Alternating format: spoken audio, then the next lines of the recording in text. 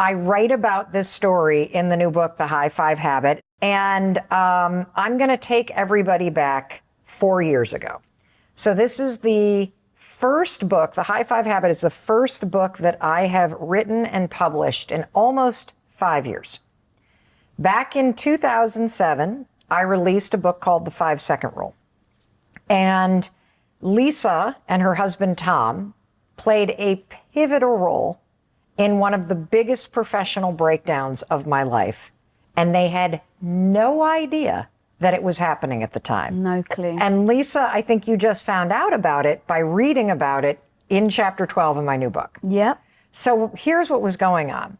I had written the 5-Second Rule book. I had self-published it because I thought that that was the best thing to do. I had a dream of being a #1 New York Times bestselling author. And I put it up on my vision board, and I dreamed about it, and I thought about it, and I studied all the authors that we all admire. And I did my best to do all the things that you are supposed to do in order to sell enough books to grace the New York Times bestseller list, right? So I email my newsletter list, and I am doing speeches all over the place, and I'm pre-selling books as best I can in the back of a room with my pad of paper, taking people's, like literally for months, I did everything I could.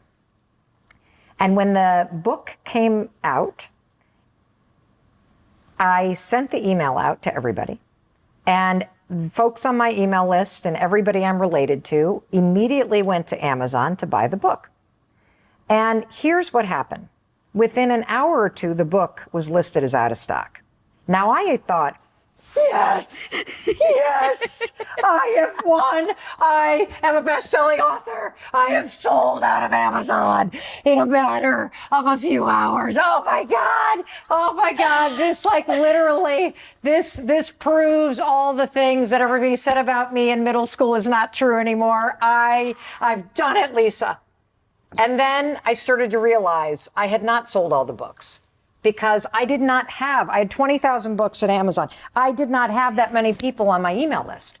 And people started to email back going, it's out of stock, it's out of stock, it's out of stock. Like, you think your dream, like the height of your freaking dreams come true at this point? Yes, I think I've done it. Like, I've sold, like, I am a success. I am a phenomenon. This is unbelievable. I think the dreams are coming true. And then within a couple hours, people start emailing going, it's out of stock, Mel, it's out of stock, it's out of stock, it's out of stock. It dawns on me, there's no way I sold 20,000 books. There's no fucking way. I call the printer that I worked with that helped me self-publish, and, you know, it's a little self-publishing publisher. And he tells me that he's seen this happen before, where when Amazon gets a flood of traffic to something that they're not expecting, they will turn off supply to make sure it's not a bunch of bots. And to also check inventory. And we had no ability to figure this out. So for the first couple weeks that the book was available, it was out of stock. So here I am in this 2-week period where I have worked my ass off. I have done everything you're supposed to do, Lisa. And my book is out of stock. I have sent my entire marketing campaign to a product you can't get.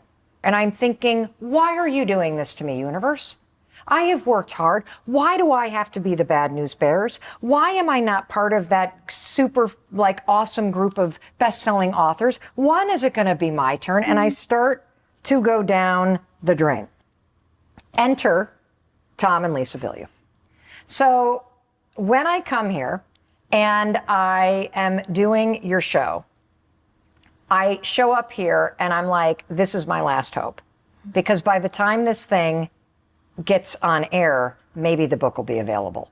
I have got to pull myself together. So I walk in here and I was just, I didn't know you yet because I only knew impact theory. I'd only seen it. I knew this was a big deal. I knew that being on Tom's show could really like change things for me. And I walk in here and I feel like a complete failure. You are lovely and delightful. And I immediately start feeling like I don't freaking belong here. I mean, they just had this best-selling author and that best-selling author and this famous person was just here. What am I doing here? I am a self-published author with a book that's out of stock. I'm failing.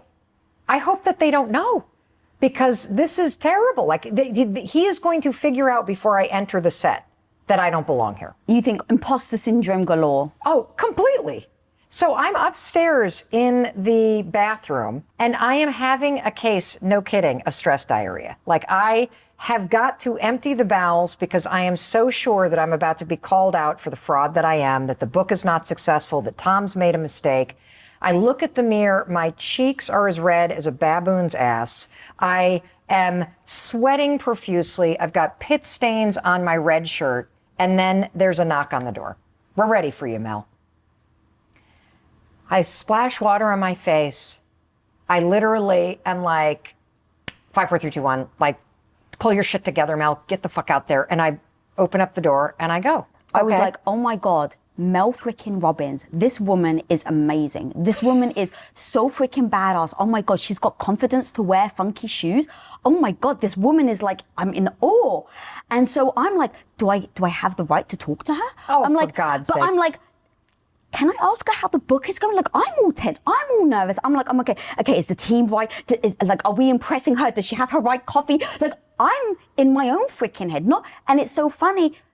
Again, why I want to bring this up is how different our perspectives were. I was in fucking awe of you, girl.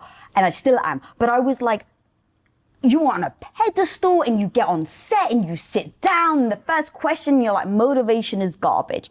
And I was like, this woman is the most confident, strong woman I've ever met in my life. Well, because, that's what fell out of my mouth, because I was basically having a panic attack in your bathroom. So motivation is garbage. I wasn't feeling motivated when I walked on that set. I was feeling scared.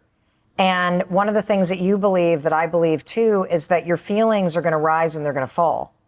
And feeling nervous and feeling scared and feeling on edge and imposter syndrome, it's all normal stuff.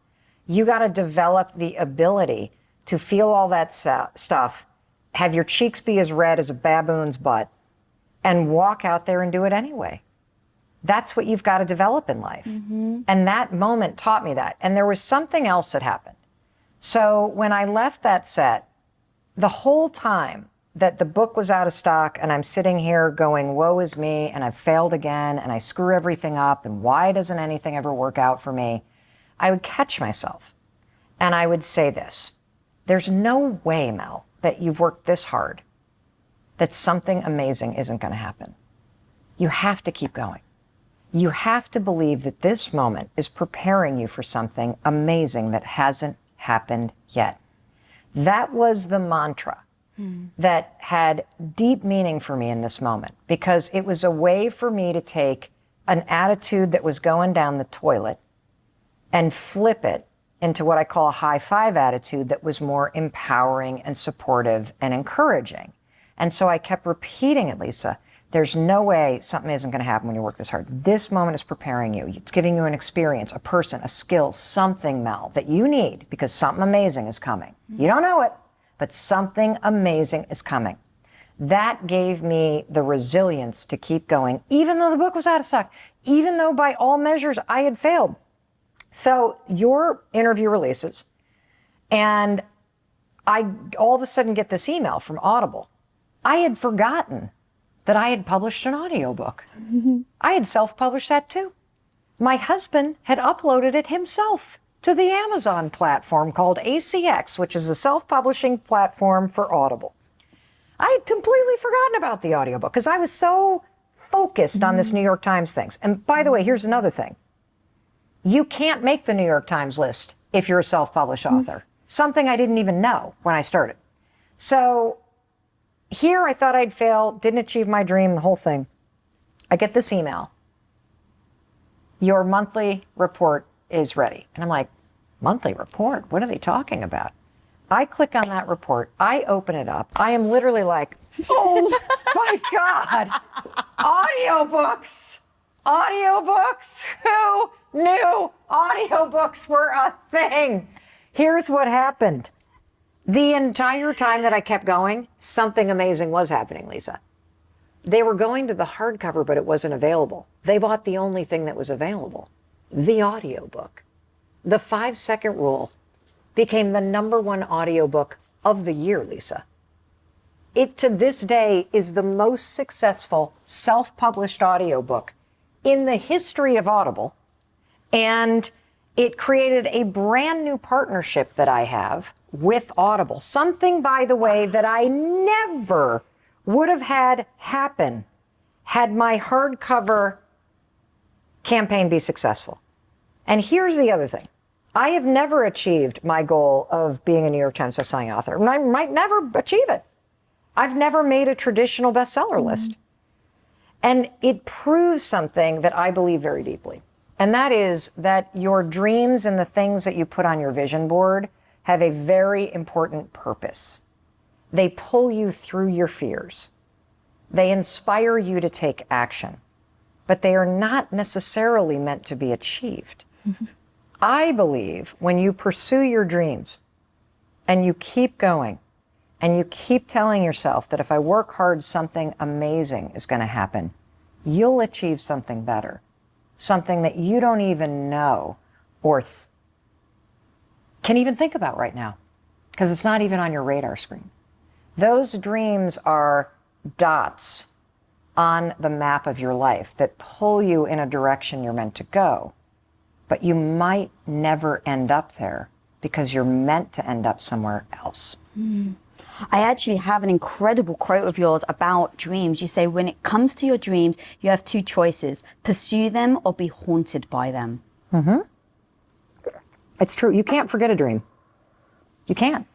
I have a great story to tell you. And it's a story about the purpose of your dreams and why your dreams are not meant to be achieved. Not necessarily.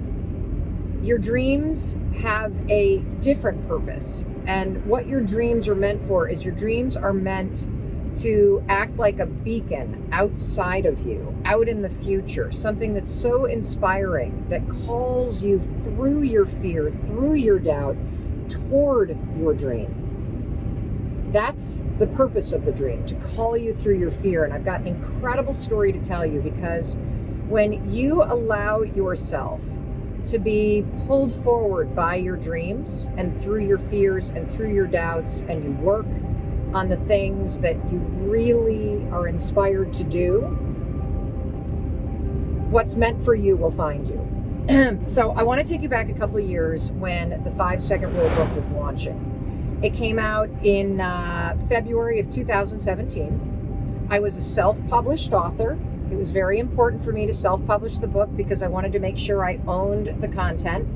And being a self-published author is incredible, but you don't have the support of a massive traditional publisher. So you do everything on your own. And my dream at the time was to be a New York Times best-selling author. I had always dreamt of it. And I'd always dreamt of being #1, not just making the list, but being #1. And I worked so hard on that book. I put my life and everything I had into that book. And for 6 months, I did all of the things that you're supposed to do in order to sell as many books as you need to sell in order to make the New York Times bestseller list. And I'm saying for 6 months, I was schlepping books around to every speech and pre-selling copies and writing lists by hand of people's names so I could send them signed books when the book came out. And I was creating email campaigns and doing stuff on social media and networking with influencers. When I tell you for 6 months straight, I did nothing but try to figure out what I could do to try to reach my dream of being a New York Times bestselling author, I did everything you were supposed to do. So the week that the book comes on sale, the day that it happens, I send out a newsletter to our newsletter list. I tell everybody on social media. A bunch of my friends post about the book.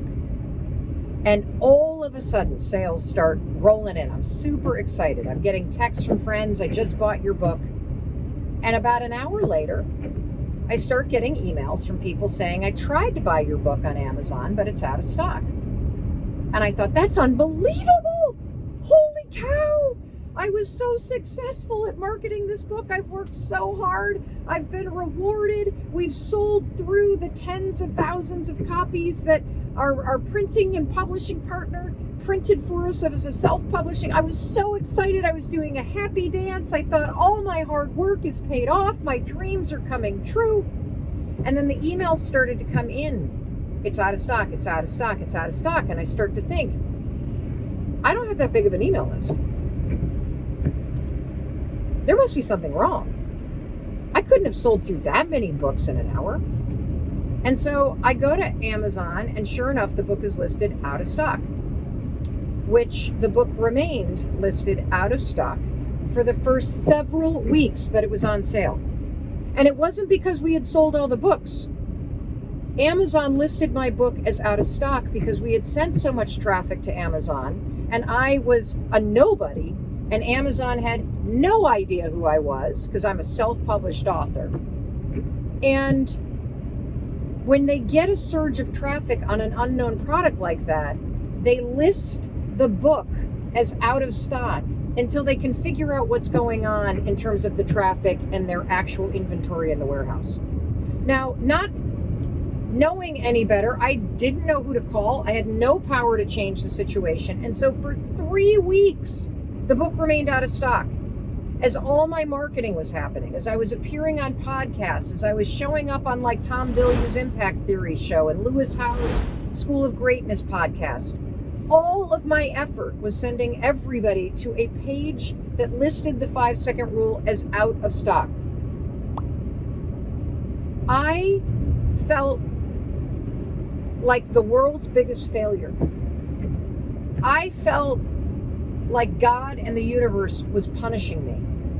I regretted every decision I made to self-publish. I felt like there was something wrong with me because I had worked so hard to make this dream come true.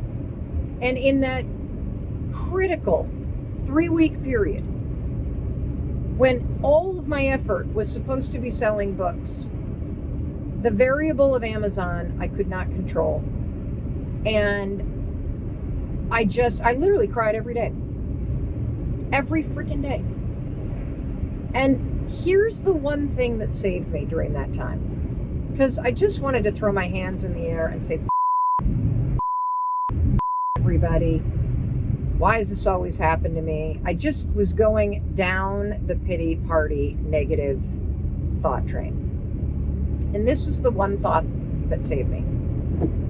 I kept saying, there's no way in hell, after working this hard, that the universe isn't going to reward me. There's no way in hell that I've worked this hard that the universe is not going to reward me. I would wake up every morning, I would check Amazon, it would say out of stock, I would start crying. All those negative feelings would come rushing in. I'd want to give up on my dream of being a New York Times bestselling, or hell, at this point, a best-selling author. But I would say, Mel, there's no way in hell that you're not going to get rewarded after working this hard. There must be something better that's coming. This is a mindset trick that will save you. There must be something better that's coming. And this gets back to my original point. Your dreams are not necessarily to be achieved. That's not their purpose. The purpose of your dreams is to pull the greatest part of you through your fears and your doubts, to make you do the work, to have you to start walking toward the thing that's calling you forth.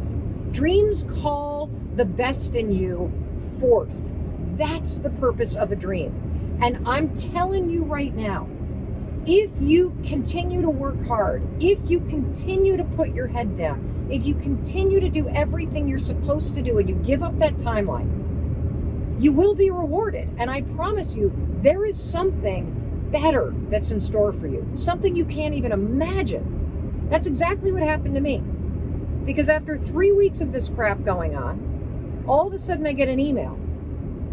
And the email says, your monthly report is available. And it was an email from Audible. See, I had self-published the audiobook too. I had recorded it myself. My husband, Chris, had uploaded the files to the Amazon platform called ACX, which is what you self-publish audiobooks through. And I was so focused on having the hardcover make the New York Times bestseller list, I hadn't even remembered that there was an audiobook. And this whole 3 weeks that the book was out of stock, and I'm crying every morning, and I'm pushing through, and I'm doing podcasts, and I'm doing all the things I had planned on doing, and beating myself up, but pushing myself forward, saying, Mel, there's no way you're not going to be rewarded. There is something better that's meant for you. Just keep going. Well, what happened is that entire 3 weeks, you guys, that I was working my tail off, crying every day, pushing forward, everybody was buying up the audiobook like toilet paper in a pandemic because it was the only thing that was available. When I got this sales report, I nearly fell out of my chair. I became the #1 audiobook on Audible for the entire year. And because the audiobook was so successful, Amazon got its inventory straightened out, and I became the 5th most read book on Amazon of that entire year in 2017. The 5-second rule audiobook has something crazy like 50,000 reviews. It's incredible. I'm so proud of it.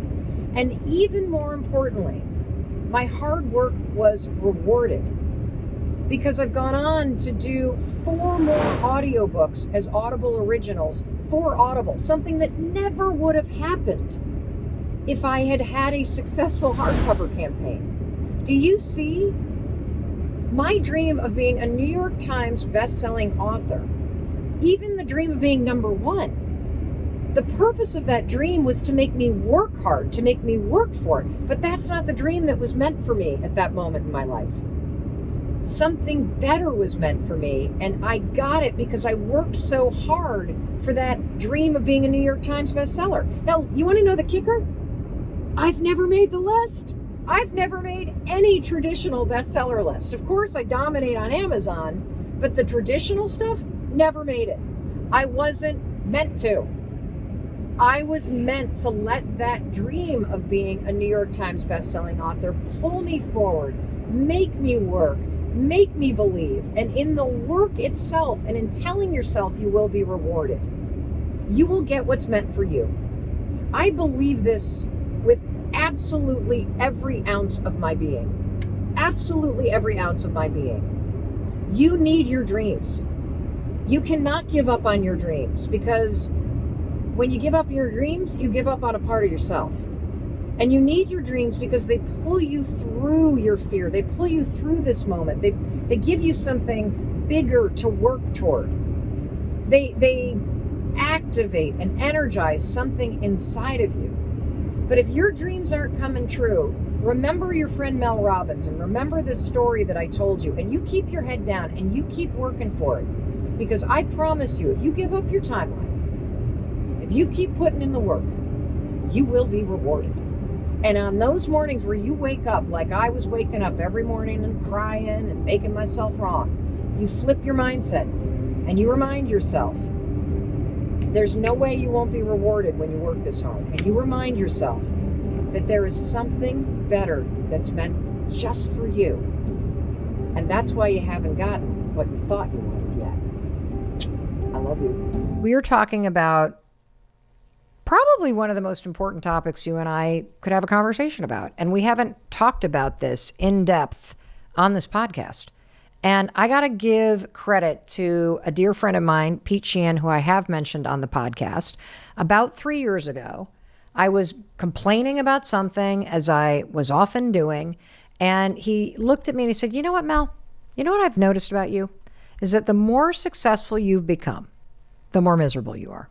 Like, I know you. You're a positive person. You're fun. You're smiley. You're this and that. But I can tell there is a storm inside of you. And he was right. He was absolutely right. And that brings me to this statement that happiness is an inside job. It does not matter what you see on the outside of someone. It doesn't matter how smiley you are. It doesn't matter what your life looks like, how nice your car is, how long you've been in a relationship, how long you haven't been. All that stuff on the outside has nothing to do with how you feel on the inside. And that statement that happiness is an inside job, it honestly used to piss me off because I didn't know what it meant. But I do now. Because I have spent the last 3 years asking the really hard questions. Mel, what is all this frustration and agitation inside you about? And here's what I realized. I realized in my day-to-day life, I personally was actively blocking happiness from flowing into my life. There was plenty of reasons for me to be happy, plenty of reasons for you to be happy. I was blocking it from getting into me. And so when people say happiness is an inside job, here's what they mean. They mean you have to let it in. I'm going to say that again. The secret to being happier is realizing you have to let it in. And I want you to stop and just think about that. Do you allow happiness in? I didn't. I didn't even know how to let happiness in. You know, in the episode where I really dug into this, I referred to the lesson that I learned the hard way in 2023 as something I call dropping the sword. And let me explain what that means because it relates to letting happiness in. If you want to be a happier person, and I really want that for you, you have to end your personal campaign of misery. What does that mean? What that means is you're not only blocking happiness, I'm going to prove to you today, you are actively fighting against it. And dropping the sword is the way that I started to cue myself to this new skill, which is you got to let it flow in. And so I'm going to explain and unpack for you 3 different ways that I realized over the last 3 years that I was engaged in this campaign of misery. I literally was fighting to stay miserable. I was blocking the happiness. And if you listen with a very critical ear, and if you are honest with yourself, and if you are willing to call yourself out on your own bullshit, I think you will realize, oh my gosh, I'm blocking happiness too. And my mission today is to inspire you to take on a project to become happier, to inspire you to drop the sword wherever it is that you are currently fighting against your own happiness, where you are currently engaged, you are campaigning for misery. I want you to stop it. And I'm going to tell you something. This is very normal. And it's normal because life can be really hard. Maybe you're afraid to be happy. Maybe you don't know how to be happy. Or perhaps you used to be really happy. You were really content. You were the person that was present in your life and content and okay. And then something horrible happened, or somebody that you loved died, or there was some awful tragedy. And now you are so scared to drop the sword. You are so scared to allow yourself to feel good again, because what if you lose it again? There's so many reasons and ways that we fight against our own happiness. And you know that I love my metaphors. I've already brought in this idea of the hurricane and whether or not you're the one that's able to be okay, or whether or not you're able to stand in the center of chaos and connect to that power inside you. And so let me bring in a second one, because this visual really helps me understand that saying that happiness is an inside job. I want you to visualize a door, right? Because if you're going to go inside, you're going to pass through a doorway, right? There's only 2 different types of doors when we're talking about happiness. And the first one is the kind that I used to have, which is basically the massive steel impenetrable door that you see on a bank vault. You know, those big, thick. They got a wheel on them, big code that you got to do. If you finally crack it open, that door is literally like 3 feet wide. Nobody has the code. Nobody can get in. That was me. That is not the kind of door that you want, because that means you are blocking it. But there is a second kind of door, and this is what I want you to start to visualize. I want you to visualize swinging galley doors. If you've ever worked in a restaurant, I've worked in lots of different restaurants. If you go from the front of the house where all the tables are to the back of the house where the kitchen is, there's typically these swinging doors, right? And in the restaurant that I used to work in, the Red Rooster Tavern, there were these double doors that used to swing in and out to the kitchen. This is the kind of door that you need between yourself and the outside world. Because when it comes to happiness, it has to flow both ways. Of course, you have to give happiness out into the world. You have to send it out as a signal. You have to give it to other people. But the door has to swing in. And what I've discovered is that allowing the doors to swing in was nearly impossible for me. And I think that this has a lot to do with your experiences growing up and what the adults were like when you were growing up. Were they warm? Were they breezy and easy? Did they let the love flow in and out? Were they welcoming? Or were they like a big, cold, steely, closed off bank vault? That's where this probably comes from. And today, you and I are going to talk about how you can allow more of it in, how you can go from being closed off to being breezier, to letting it flow in and flow out. So with that metaphor, I want to talk about the first of the 3 ways that I was engaged in a campaign of misery, because it relates to this bank vault door. And the first way is I was so trapped in my head, like behind the door in a vault called my mind, that I wasn't even present in my life. How can you possibly allow happiness in if you're not even there? And this is something I'm still working on. I can give you an example from just a couple days ago. So over the holidays, we were on a vacation celebrating my mom's 75th birthday. And so we were all together for 4 days, and my brother's family was there, and my parents were there, and Chris and I and our 3 kids were there, and it was the last full day of vacation. So we have all day together. We have a big dinner that night celebrating my mom. We're going to play cards because our family loves cards that evening, and then everybody's going to leave the next morning. And this is the last time that Chris and I and our 3 kids are going to be together until our son Oakley's graduation in June, which means this is the last time we're going to be together for about 6 months. Now, do you think on that last day, I was that breezy, easy, warm and present, eye of the storm, happiness person, allowing it to swing back and forth? That would have been wonderful. But not me.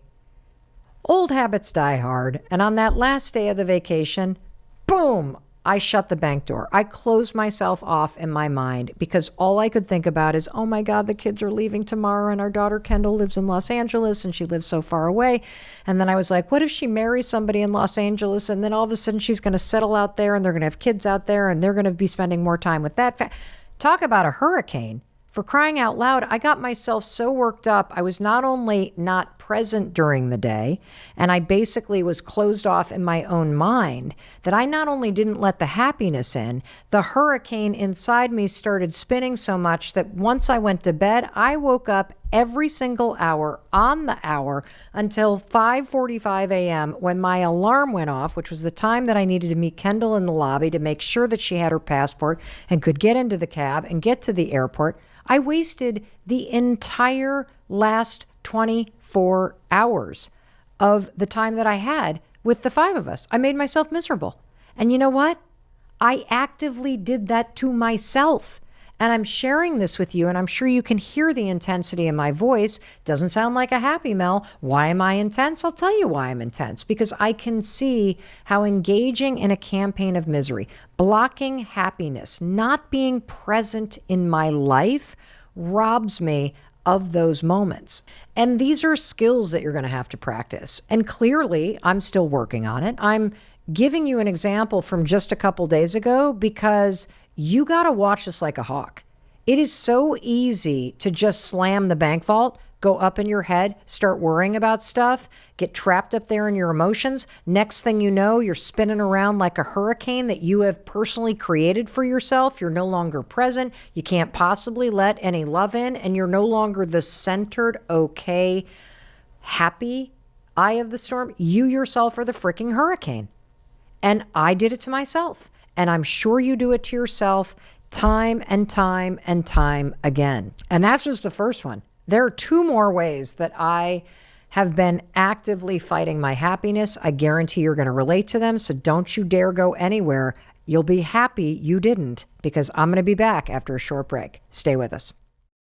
Welcome back. It's your friend Mel Robbins. And today you and I are digging into the truth about happiness. The fact that it's an inside job and that you need to learn how to let it in. That there are things that you are doing, just like there are lots of things I've been doing, that block happiness. We've already covered the first one, which is when you yourself lock yourself in your head and you're no longer present. When you're up in your mind and you're worried and you're distracted, you're not in your life. So of course you're not allowing happiness in. The second way that I personally was blocking my own happiness is what I call picking up a sword. This is where you go through life and you feel like you're constantly bracing for a fight. Now, if you're the kind of person where you're constantly on the go, you're kind of hyper vigilant, you're on edge, you can see around corners, you're anticipating the next move, I want you to be honest with yourself. What does it feel like when your baseline day-to-day existence is that you got to be ready for a fight? That you literally wake up and it's like, boom, the Avengers. You've dropped into the day and you're bracing for the fight and everything's going to be a struggle. And when you walk into work and what your boss says and that text that you didn't get to, that was me. That was me. That there's this kind of way of moving through your life where you convince yourself that somebody's mad at you or that something's going to be hard or that you're annoyed with something or disgruntled with it. And, you know, the first time that somebody really called me out on this, again, because I, on the outside, am a very positive person. I'm great with other people. It's how I relate to myself that is the real problem. It's the energy that I create internally that is robbing me of happiness. I had no problem spreading it. It's that, boom, I would shut the door and block it from me experiencing it. So here I am. This was a couple years ago. I was hosting a daytime talk show. I'm standing at CBS Broadcast Center here in New York, and my executive producer casually turns to me and she's like, you know, why are you always so mad at Sony Pictures, your production company? It's like you have to have somebody that you're against. You have this energy, Mel, where you're like, it's like our team against Sony. And she was right. And when I look in the mirror and I see the human being look back at me, that's been in my DNA for as long as I can remember. That there is someone out to get me, that there is someone that I'm against.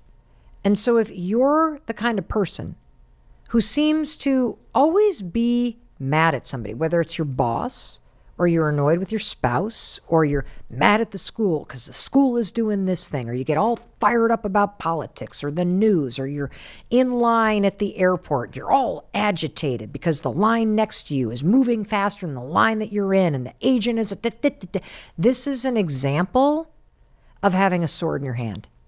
I was the same way. I want you to just stop and think about that. What does that feel like in your day-to-day life? You're walking into the grocery store. Are you breezy easy with the swinging doors? Or are you walking in there steely, bank vault, sword in your hand? I was the kind of person that moved through life with a smile on my face and a fight in my belly. And if you're nodding along going, yeah, that's me. I brace a lot. I'm prepared for the worst. I'm waiting for the next shoe to drop. I'm kind of angry at people. I don't get it. Drop the sword. There is no fight. And if you've been bracing for one your whole life, trust me, if there's a fight, you'll be ready. You got that handled. What you don't know how to do is to be at peace. What you don't know how to do is to not let the things outside of you create a storm inside of you.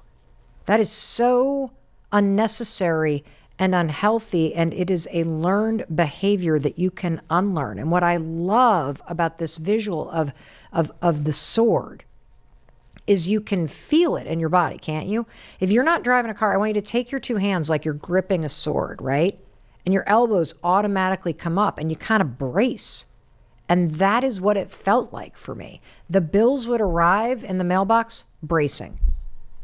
I'm trying to pick a line in the grocery store, bracing. I'm going to pick the wrong line. There's something that's going to go.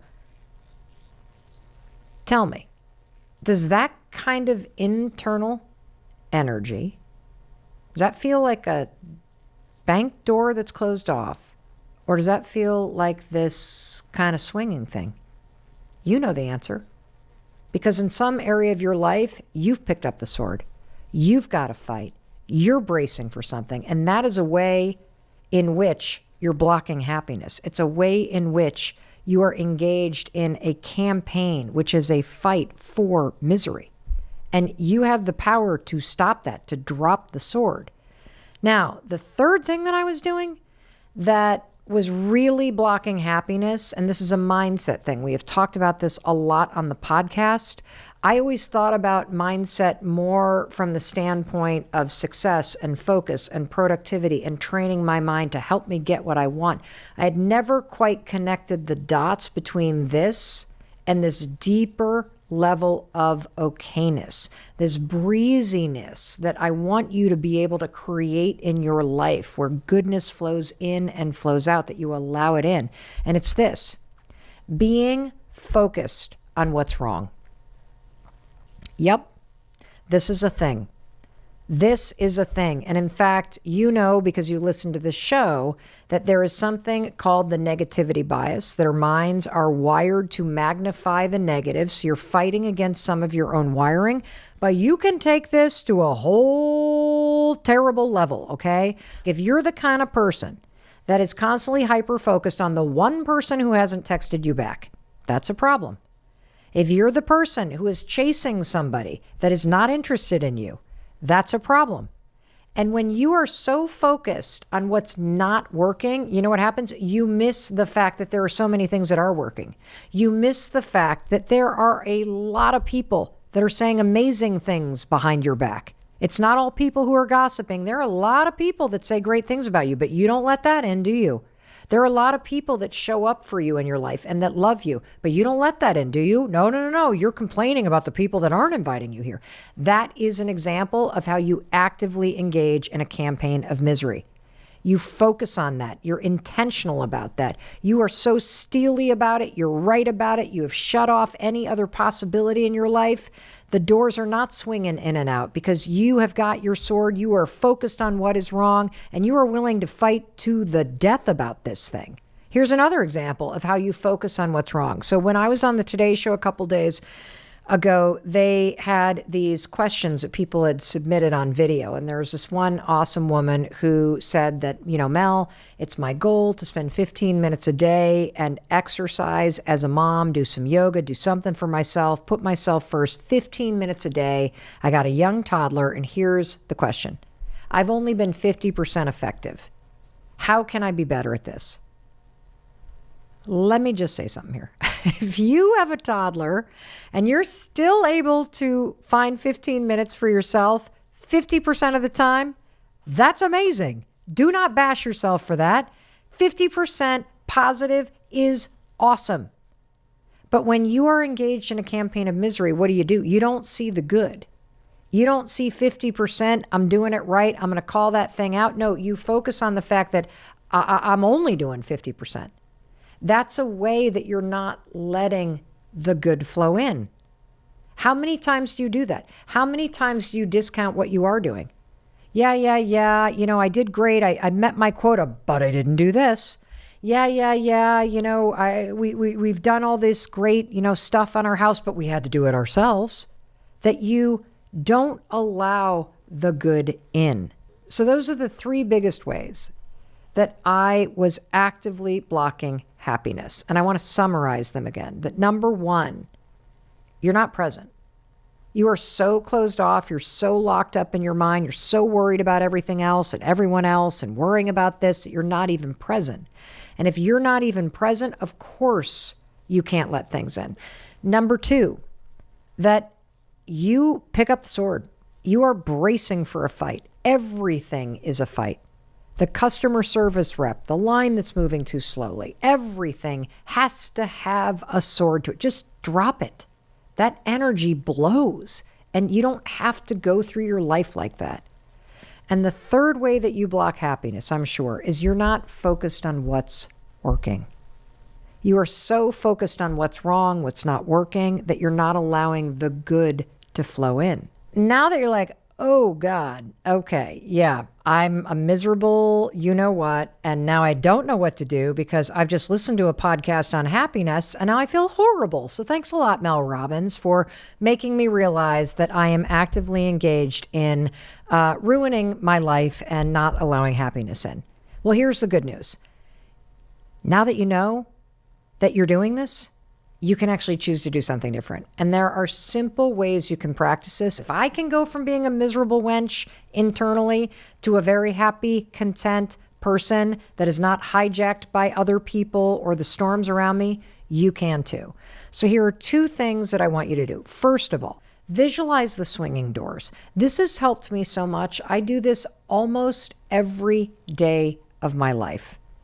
Notice your energy. Are you going through your day-to-day life and you are allowing the doors to swing in and out? Are you allowing the good to flow in? Because that was the hardest part for me, and I'm sure it is the hardest part for you. When something good happens, acknowledge it. Let the good come in. Second thing, when somebody gives you a compliment, don't brush it off. Look the person in the eyes and say thank you. When somebody says, do you need some help with that? Can I help you? Don't say no. That's your bank vault door shutting out happiness, not allowing it to flow into you. Let someone help you. I can give you an example. This is something I'm working on.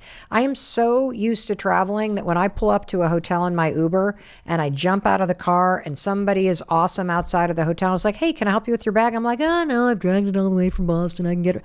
No, let them help you. Let it in. That's a way that you can practice this. And here's a third simple way that you can practice this. Do you tell people that you love them? Like, I'm not telling like, hey, love you, bro. That's not what I'm talking about.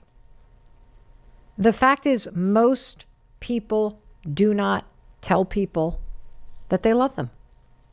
I am constantly shocked and sad by how many of you write in and say that your parents never told you that they love you. I mean, this is a big deal. It's just 3 words. And this is a way that you can be the swinging doors.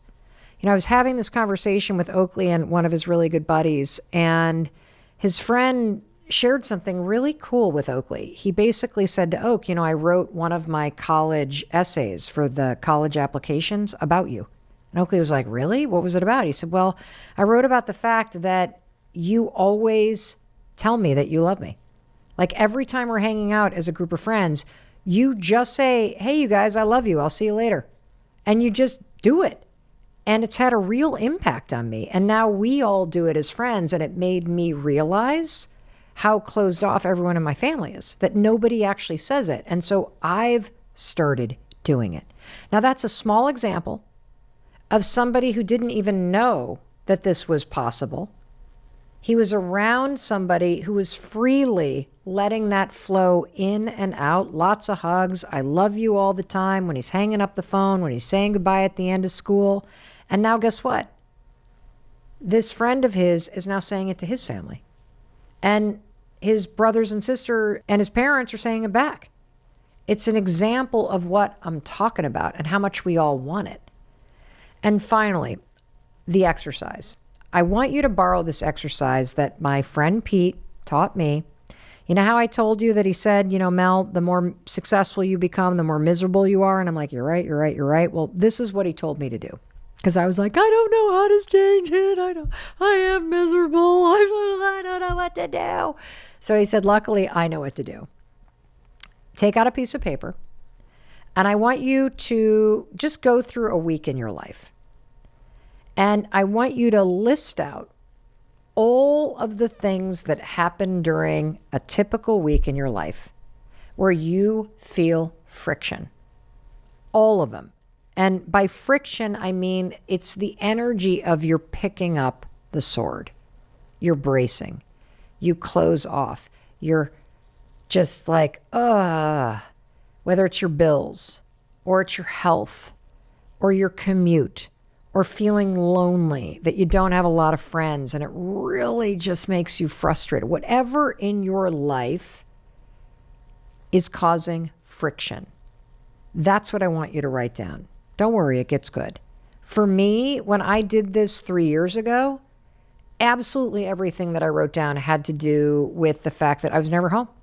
I was working too much. I was always on a plane. I hated my life. I didn't have any friends. Why? Because I was always on a plane. I miss Chris. Why? Because I was always on a plane. I didn't see Oakley as much or my daughters as much. Why? Because I was always traveling for work. And I'll tell you what else. I had a lot of excuses about it. But I can't, but this, but that, but the other thing. Again, the excuses and me like complaining about it is part of this campaign. And I'm going to get into that in just a minute. Now, if I were to do this exercise right now with you, you know what would be on the list? Probably all of the things that I gripe about related to menopause. I actually did a whole episode about this, bitching about how bloated I was. Remember the red pants episode? And just kind of feeling frustrated and there's nothing that I can do and these excuses about it and feeling closed off about it and feeling shut off about it, which what? Anything on that list that creates friction, what does that feel like? It feels like a freaking hurricane, doesn't it? It feels like you're like intense. It feels like you're out of control. It feels like every excuse in the book for why you can't change that thing. So list absolutely everything. It causes friction that you're the one that has to walk the dogs and you didn't even want the dogs. It was your family that wanted the dogs and now you got the dogs. So list it all out. And now I want you to lean into it. Why is this creating this agita inside you? Why is this the hurricane that is spinning inside you? What is this list about? And let me tell you why it is so important to write this down. It's so important because you and I stay so trapped up here in our heads. We are behind that bank vault door, closed off, thinking about all these things that are making us miserable. And here's the thing. You are not stuck with this list. When you write this list down, when you get this out of the bank vault, out of the hurricane of your mind and into the physical space, the real world, on a piece of paper, staring you in your face, now you can work on it. Let me tell you what's going to happen when you do this exercise. First of all, there's going to be a lot of stuff on it because there's a lot of stuff that you're complaining about that you don't even realize you're complaining about it. You just live with it. You sit with it in your head. But when you complain about something, you are actively engaged in your own campaign for misery. Period. You are fighting for it. When you sit there and go, oh, but I can't do this, but I'm stuck with this job, but this will never change. But And why do we do this? I'll tell you why. Because it's easier to complain about something than to change it. It is easier to feel frustrated and disappointed and stay stuck in the cycle of misery because you're used to it. And here's the thing that you're going to realize when you get all of this down on paper and you say, this is the hurricane. This is the stuff that's stirring up stuff inside me. This is where I'm putting my energy. I put so much energy into keeping this alive and in place because I'm constantly explaining all the reasons why I can't do anything about it. I'm constantly talking to myself about it. This is what the campaign of misery is. And that's why I want it on paper. Because I'm here to tell you, you have way more power than you think you do. You can change absolutely anything on that list. Anything that you are willing to identify, that you are able to write down. If you are able to look in the mirror and go, you know what? I see that I have a sword in my hand. I see that I feel the friction in this area of my life and I fight with it. I have excuses around it. And here's what I want you to do. I want you to realize that anything that you put down on that list, you can make a decision to change it over the course of the next year. You are not stuck in a relationship or a marriage that does not work. You are not stuck in a job that makes you miserable. For my entrepreneurs and small business owners out there, you're not stuck with a business model or a business that is making you unhappy or that's not working. Here is the harsh truth. And this is what I had to say to myself. Mel, you are more committed to your excuses about why you can't do these things than you are about fixing it. And so if you're somebody that has on that list your weight or your health, I guarantee you have spent years telling yourself why it's never going to work for you, why you can't go to graduate school, why you can't get back out into the dating world, why you can't change your career now that you're in your 50s. It is complete and utter bullshit. And you have to start to own your participation in your own unhappiness, just like I did.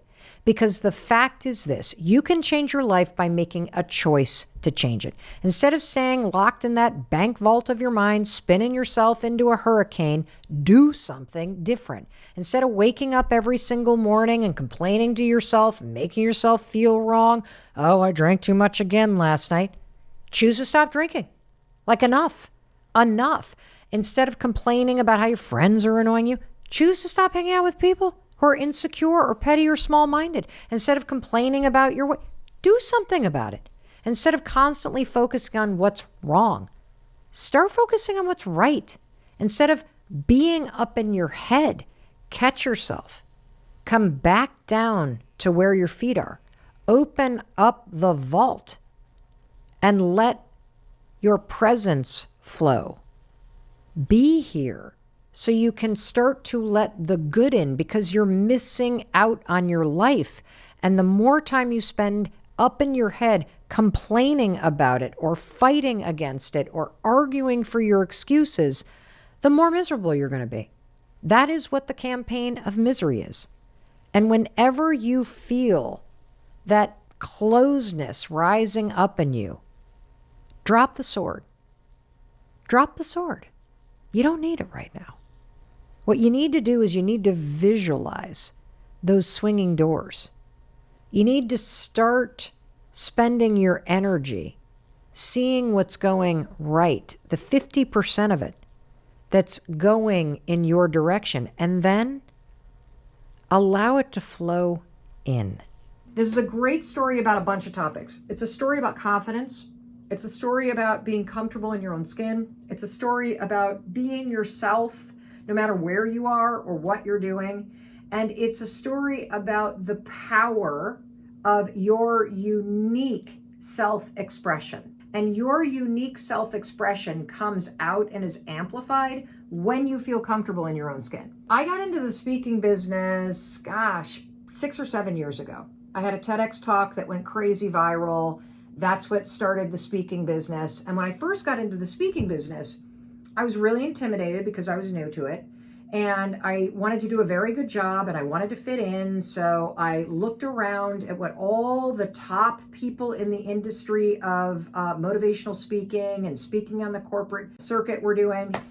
And I noticed that all the women were dressed in heels, wearing pencil skirts or beautiful dresses, the kind of thing that you might see a news anchor wearing, like a nice dress, heels. So I just wore what everybody else was wearing. Didn't even occur to me to wear something else, because here I am trying to break into a new industry. So I look at everybody at the top, I copy what they're doing, and I am not comfortable in high heels. Yes, if my husband Chris and I are going out on date night, I can rock them like the best of them.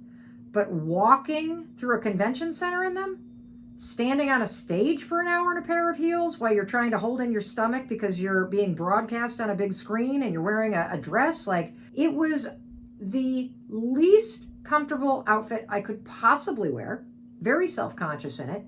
I'm not that graceful in a pair of heels, so I sort of like poof, poof, poof on a stage. But that's what I did for the first couple of years. So I was in Miami. This must have been probably 5 years ago. I was in Miami and I had just gotten off stage, take off the heels, take off the dress, put on a pair of jeans and a t-shirt.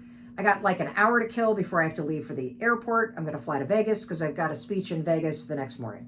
So I'm walking down Collins Ave in South Beach in Miami. And I walk past this store. Unfortunately, it's not there anymore. I loved this store. And there in the window were the most amazing high-top sneakers I had ever seen in my entire life. I was like a moth to the flame. Let me show you these bad boys, because these are the originals. This right here, notice the gold shimmery sparkle and the confident blaze orange. I didn't own anything like this. I'd never seen anything like this. I immediately thought, whoa, this I bet is what like a Justin Bieber kind of wears. I mean, these are insanely cool. I went inside and they were pretty expensive. I'd never spent that kind of money. I wasn't a sneakerhead yet, but I thought, hey, I spend that kind of money on a pair of nice heels, so why not treat myself to a pair of sneakers, okay? So I get back to the hotel, I pack up, I hop the flight, I get to Vegas. Now I wake up the next morning and I have a tech check, which is where you rehearse the speech and go through like all the technology rehearsals before the event starting. My tech check is at 7:30. The doors to the event open at 8 and I'm on stage at 8:30. And I had a red dress, my heels, or so I thought. So I crack open, that's what I was planning on wearing. I crack open the suitcase. There are no heels. I have left the heels in the hotel room back in Miami. All I have are the Birkenstocks that I wore on the plane and I wore out in Vegas last night, and my new Justin Bieber high top sneakers. And I have exactly 15 minutes to get to the tech rehearsal and nothing else is open. So Birkenstocks, Justin Bieber, I think we'll go with the Justin Bieber sparkly high tops. I slapped those puppies on. I walked from my hotel room all the way through the casino floor, past all the restaurants and the shops, to the convention center, which you know is like a 2-mile walk. I was so happy to be not only in my red dress, but more importantly, in my Justin Bieber sneakers, because it was super comfortable to walk there that way. I get to the backstage area, and for the first time in 2 years, something happened. And let me tell you what happened. One of the guys that was on the production crew turned and goes, ah, cool sneakers. That was like the first time somebody in production had really acknowledged me for something other than the job in 2 years. So I was like, huh. And as I started walking toward the backstage area, everybody I passed, cool kicks. Oh, those are cool. Oh, those are cool. And I'm like, this is wild. Nobody's ever complimented on my, like, this is like, people are, and so I did the tech rehearsal, and then this was the moment of truth.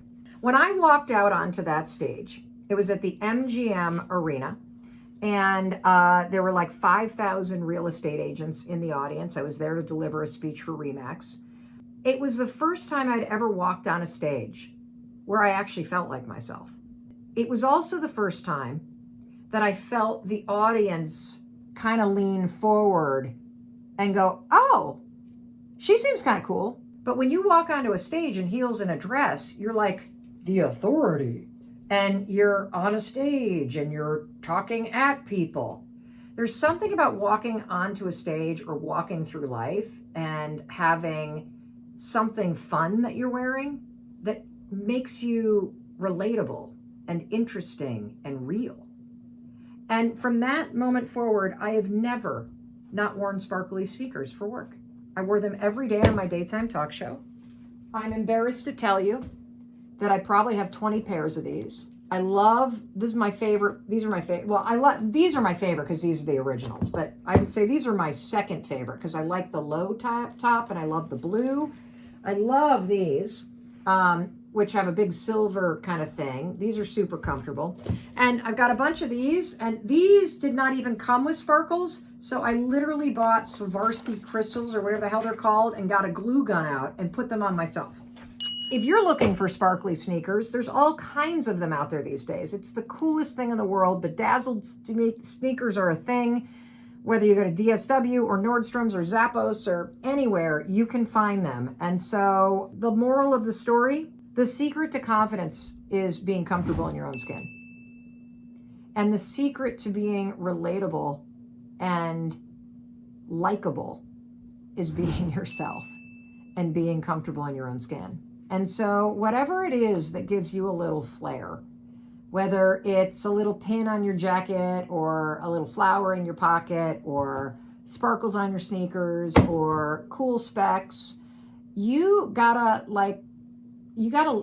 find the confidence to bring that to the way that you go through life, because there's something unique about you. And when you settle into what is really an expression for you, you feel comfortable in your own skin. And that's the greatest feeling in the world. Laura, who's an entrepreneur in Kansas City, asks, wellness and self-care are all over the place. As a driven entrepreneur, I have a hard time believing in anything but hard work and hitting goals. And that's just so I can grow my business. That said, I'm tired and feel signs of burning out from time to time. What self-care should I invest in? I don't have time for trips to the spa, let alone a vacation. So I need you to hear me loud and clear. Wellness and self-care is a business strategy.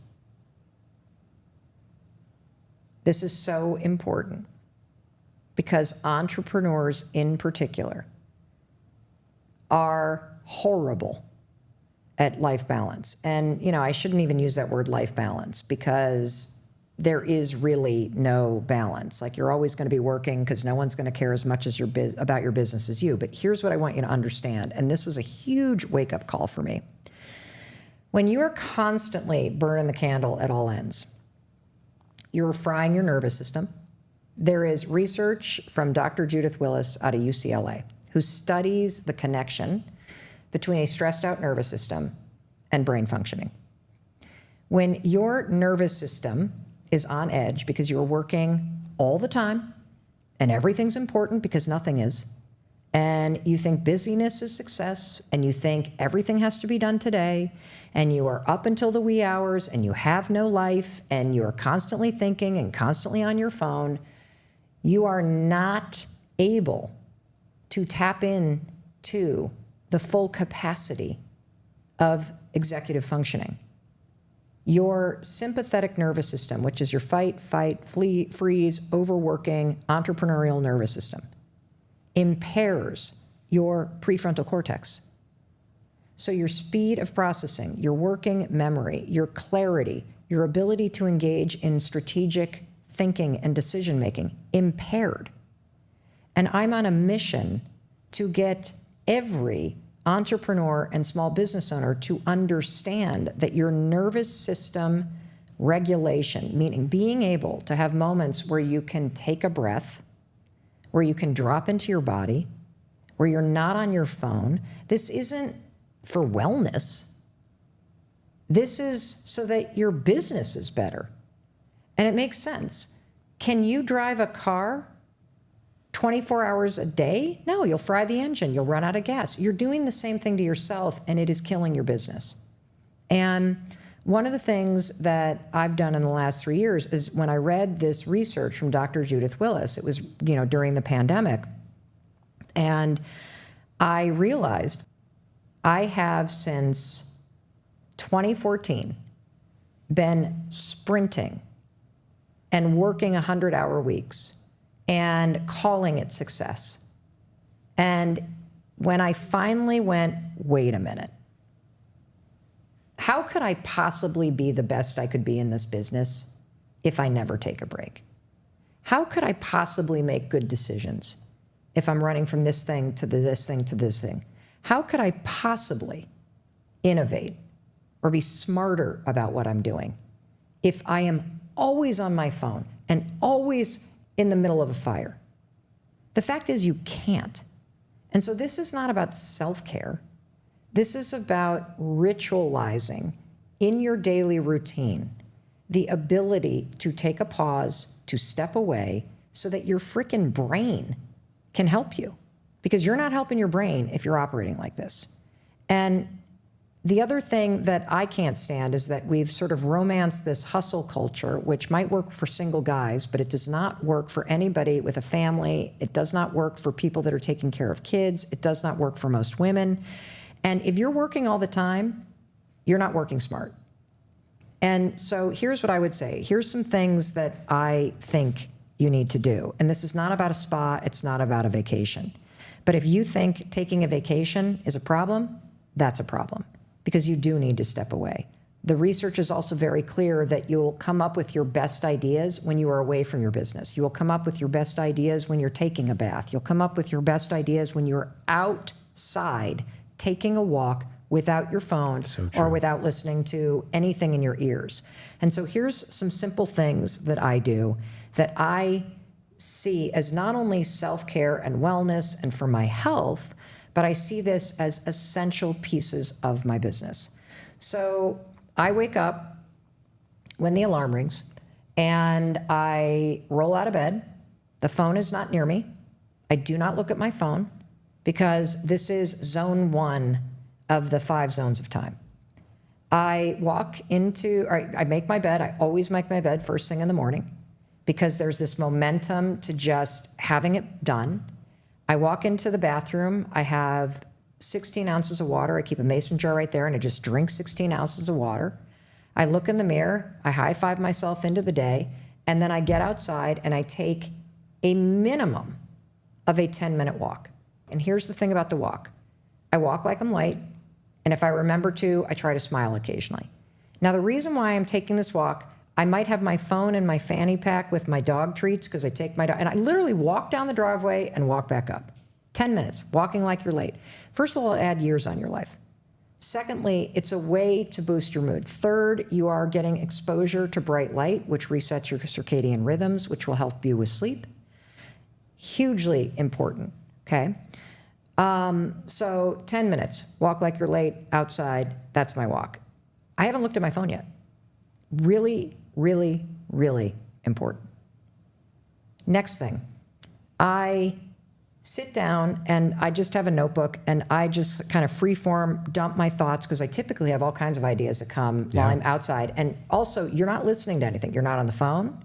You're not listening to a podcast. You're not looking at social media when you're walking. You are letting all 5 senses come alive. There's always some kinds of ideas. I write down all my ideas, and then I pick the one thing that is my priority for the day. The one thing. That's it. That's it. Because I know that my whole day is going to go to responding to things, but there is one thing that I can inch forward, the progress principle. Make 15 minutes of progress, right? Then I always send a quick text or video message to a friend or family member.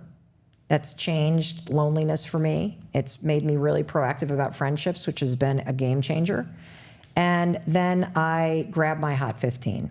And when I grab my Hot 15 for me is 15 minutes making progress on something that matters. And then I'm allowed to look at email. And that's when zone 2 starts. And the only other variation on this is after my walk, if I do have time, that's when I'll get exercise in. Yeah. That's it. That's it. That right there is wellness. It's protecting my mind. And the other thing that has made a huge difference for me is prioritizing sleep. The more successful I get, the older I get, the earlier I go to bed, because your sleep is not just about you resting. It is profoundly important for memory. It is profoundly important for your brain health. And it literally makes me better at the work that I do. And it sure as hell makes me more money. So you will make more money when you start to take your brain health and breaks from work and being smarter about time on and time off way more seriously. Yeah. I love the trade that you said earlier about trading some of your zone 5 for your zone 1, which is your time. Really, really awesome stuff. Self-care is a business strategy. This is a question I've wanted to ask you since I started reading and started hearing more about your message, but what do you love the most about yourself now and your story?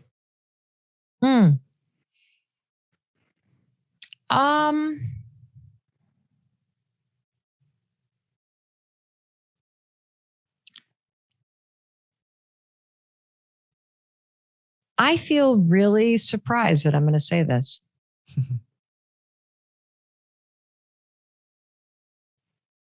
I think the thing that I love the most about myself now is that I actually do believe that I'm a really good person. Love that. You know, I just think that I have a really good heart and I mean well and I want to make a difference. And having spent an entire lifetime believing that there's something wrong with me, it is so liberating to finally have my brain align with my heart in terms of my belief about myself, my intentions, my actions, all of it. And what was the second question? What do you love the most about your story?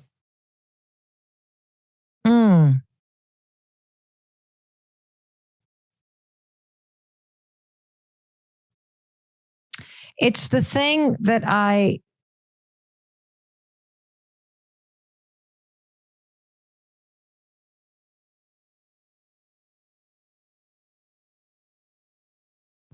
think I think that there's this divine guidance nature to my story that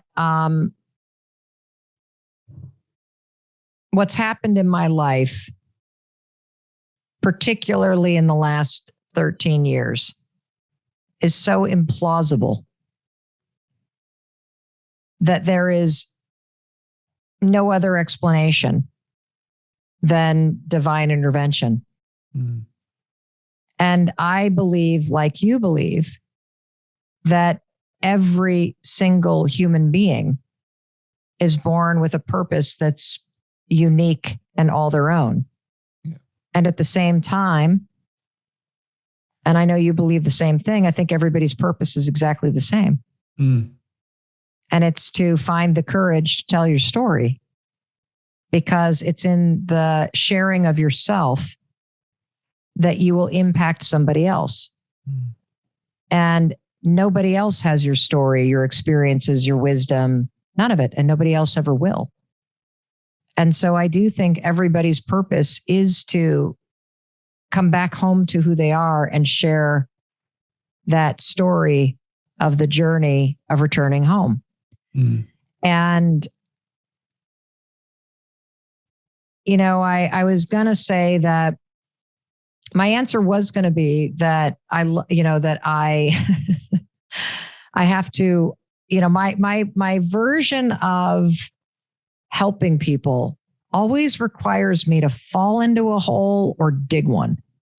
And then once I hit the bottom of that hole, I got to somehow build a ladder to get out of it. And that's what the 5-second rule was 13 years ago. It was a ladder that I created to help me get out of bed when the anxiety and fear was so crushing. It would pin me there every morning. And the high five habit was a ladder to help me climb out of the hole of overwhelm and defeat and self-criticism that kept me really down. But the truth is, I don't like learning like that because it's painful. Like I literally am like, can I just read something in a book like other people do? Like, why does it involve me driving headfirst into a brick wall before I have an epiphany? Do I have to be this stubborn and screwed up in order to discover these things? When will it get easy? But I do think that is sort of the nature of things. My daughter said to me, because I was really, when the what hit the fan with the quarantine and my business turned upside down and I lost my dream job and the speaking business upended and I felt like we were going to be back in a financial free fall and my kids are having cascading anxiety attacks. Oh, not to mention all the stuff that came with the global pandemic. We all had a complete spiritual, mental, physical, like just realignment, reorganization, upset, fear, all of it. And obviously it was a blessing in so many ways. Yeah. And I remember going, why is this happening to me? Why? I've worked so hard. Seriously, this is how my story ends. 13 years ago, I'm $800,000 in debt and drinking myself into the ground and on the edge of losing everything. And I claw my way out of that hole. I share the 5-second rule. Millions of lives are changed. I build a business. I land my dream job, hosting a television show, helping people. Now it's all taken away. Now I'm in financial crisis again. Now I'm reinventing myself again. Are you kidding me, God? Why are you like this?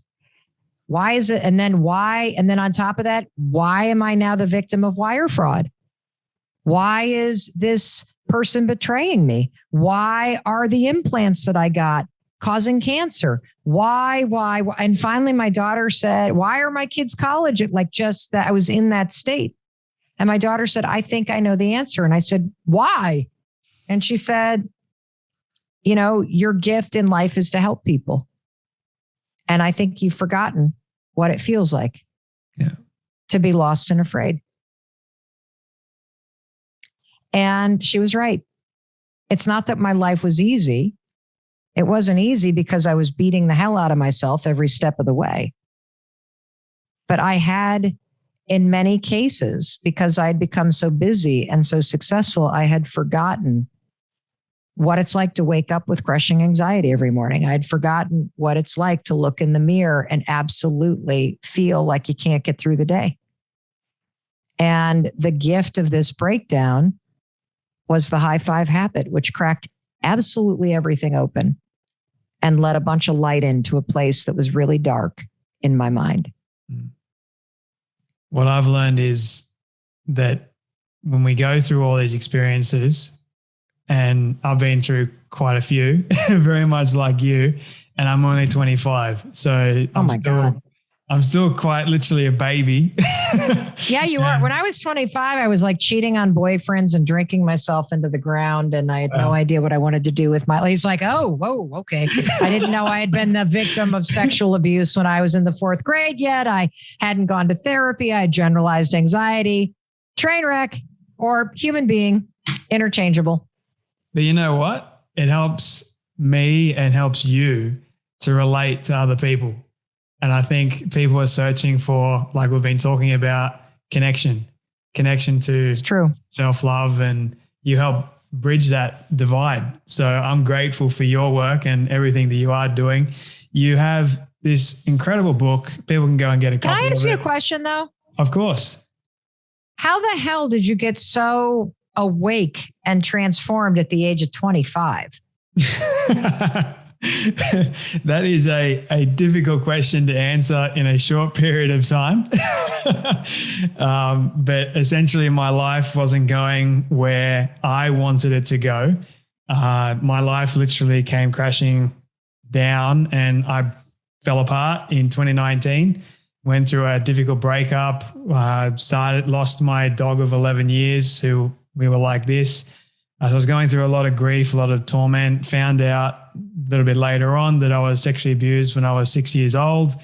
So there was all that. I was dealing with depression, anxiety, and in the middle around, I think it was June or July, I attempted to end my story, attempted to end my life because I didn't feel like I was enough anymore. I was also in a pretty high stress environment with my career, and which is real estate. Had no idea what I was doing, by the way.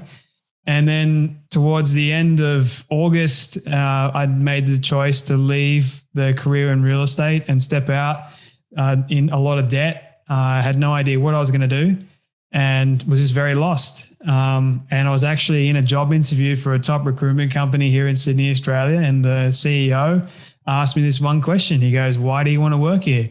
And I said, "I want to help people." I'd been helping people get a home, and I thought maybe I can help people get a job.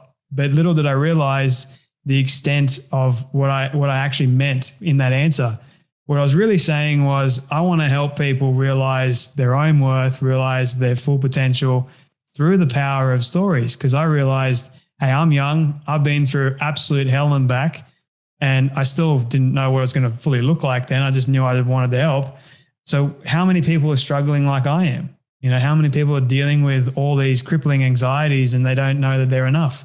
How many people have committed suicide or attempted suicide that I can potentially help with my story and all the things that I've been through?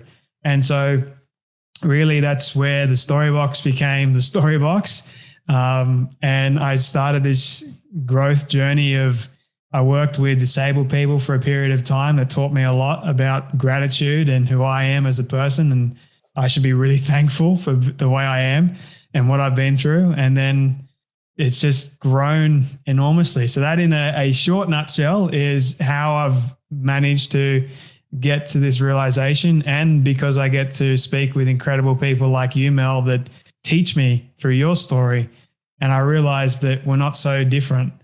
And that just helped. No, but you're clearly a little bit more aware than I am, because I kept digging the hole I was in for another 2 decades before I hit the bottom of it. So high five to you, man. You say you're a faster study than I am, apparently. Either that or I'm more stubborn. No, I think that I've just been blessed, honestly, to have that realization early on. And I desire first and foremost that a lot of young people, especially, like if you are a young person right now, you don't have to go through all the things that I went through or even Mel went through. Like, you can change your life right now. And why put yourself through absolute hell when you don't even need to? If I had a choice to go back and choose a much simpler path, I probably would have chosen the simpler path. Why extend even more pain to yourself when you don't need to? I know some of the pain is unexpected and unavoidable, and how you show up in that pain is often a big difference maker. I really believe that. But for pain that we put ourselves through, why put yourself through it? You know? Well, it's true. It's true. I hope that our conversation is an awakening for somebody, that maybe the pain that you're in the middle of, you're not alone in it. I mean, you said something that I think about a lot, which is there's like 8 billion people on the planet. What are the odds that you're not the only one that's feeling the way that you feel? And I guarantee you're not, because I also think if you go to YouTube, somebody made a video about it. And when you start to realize that, yeah, it feels deeply personal and you feel isolated, but you're not alone in what you're feeling, and other people have gotten there, have been there and gotten through it, you'll realize that you can too. It's interesting. The only thing that we kind of, that I disagree with is that I wouldn't go back and change anything. I often get asked, what would you tell your younger self? And I say absolutely nothing. And the reason why I say that is because I do believe that all the dots on the map of your life connect.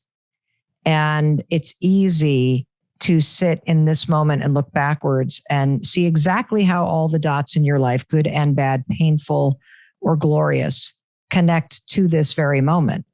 That in some way there was an experience that shaped you, or a trauma that shaped you, or a person or wisdom or something that has prepared you for this moment. And I also gain a lot of faith, and the high five habit has taught me this, by standing in front of the mirror every morning and pushing through the resistance and the self-judgment and high-fiving the woman who's doing her best and sending myself into the game of life to play another day. I also am affirming this very deep belief that this moment is also a dot on the map of my life. This day is a dot on the map of my life. This thing I'm feeling is a dot on the map of my life. And it too is preparing me for something that is coming in the future. And when I know and look at my life that way, a series of experiences, some shitty, some amazing, some heartbreaking, some heart exploding and expanding, it's like being a surfer and learning to ride the waves, knowing that eventually it'll carry you to shore. Yeah. Can you be successful even when you have an introverted personality type? The reason I ask is because I'm 40 years old, and for years I've been told by people I meet in new situations, you're so quiet, speak up. And it really annoys me. Why is it not okay to be a bit quiet? Or should I make an effort to change and be more outgoing and loud? Well, there's no shoulds. It's only if she wants to be more outgoing and loud based on her own needs, not other people's expectations. So I think that's where she needs to start. If it seems like she's very comfortable being an introvert. So the question is, why do you feel like you have to please other people? Number one. Number two, what does success mean to you? Because she said, can you be successful? I am going to come back to frame of reference. Anybody that comes to you and says, why are you so quiet? You should speak up more. That's their frame of reference. Mm-hmm. And you need to create, well, first you need to understand your own, but then Lisa gave you the advice. What does success mean to you? And there's a small piece of research that I would add here, which is, if it does matter to you to make more money, if it does matter to you to be perceived as more successful, the research is very clear that the only thing that tends to translate to a promotion or a pay increase for women in the workplace is when your contributions are made known, which means in that specific setting of advocating for yourself and being louder about the contribution you are making at work, that is important if getting paid more is important to you. Mm-hmm. But being louder or more outgoing when you're first meeting people, that's up to you. Yeah, I think it stems from the goal. What are you trying to get to? And then what skills do you need to adopt to get there? Period. That is how I think about my life in every single avenue. So for her, what are you trying to get to? What is that success for you look like? And to your point is, if then it means you have to advocate for yourself, then yeah, you're going to have to become more of an extrovert and, you know, come out of your shell. So that will dictate how you show up. Hey, it's Mel. Thank you so much for being here. If you enjoyed that video, by God, please subscribe, because I don't want you to miss a thing. Thank you so much for being here. We've got so much amazing stuff coming. Thank you so much for sending this stuff to your friends and your family. I love you. We create these videos for you. So make sure you subscribe. Mwah.